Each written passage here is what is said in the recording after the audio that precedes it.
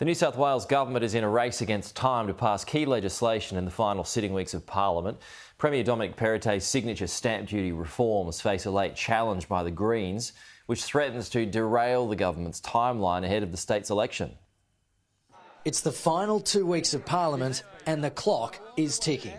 The Labor Party, Mr Speaker, needs to get out of the way of young Australians reaching the great Australian dream. Dominic Perrottet's housing reform gives certain buyers the choice of paying an annual land tax instead of expensive upfront stamp duty on home purchases. I think it's really important that first home buyers in New South Wales have a choice, and I don't understand why Chris Minns in the opposition want to take that opportunity away from those who are looking to enter the housing market. It's certainly got my full support and we're hopeful to see that bill passed. The government wants this choice available to home buyers in January next year, but the latest move by the Greens could mean it goes to the March election.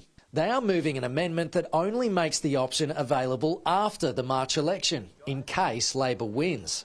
It could take the legislation back for debate to the lower house and will unlikely pass before the end of the year. Yeah, we're going to support that amendment. We think it makes sense primarily because the people of New South Wales should make a decision about whether we have a land tax on the family home. And this amendment, in the end, will provide that in terms of how the voters will end up being the decision makers. Legislation also to be voted on before the end of this sitting year is a $905 million compensation package to taxi drivers after their taxi licences lost value following the introduction of ride-sharing services like Uber.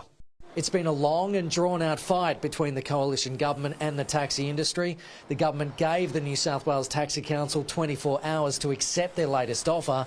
Initially, it was rejected.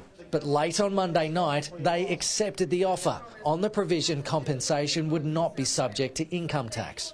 The other focus for Question Time over the next 2 weeks and central to Labor's campaign is teacher shortages. An upper house inquiry report into teacher shortages has just been released. A survey of almost 12,000 teachers found 60% plan to leave the teaching profession in the next 5 years, with the majority citing unmanageable workloads as the reason. The truth is we are thousands and thousands of teachers short. Education Minister Sarah Mitchell defended her government's record, saying there are now 10,000 more teachers compared to a decade ago. For Labor to use these to claim that there is some kind of shortage of thousands and thousands of teachers is just not true. Either way, what happens here over the next 2 weeks will significantly shape the election campaign next year.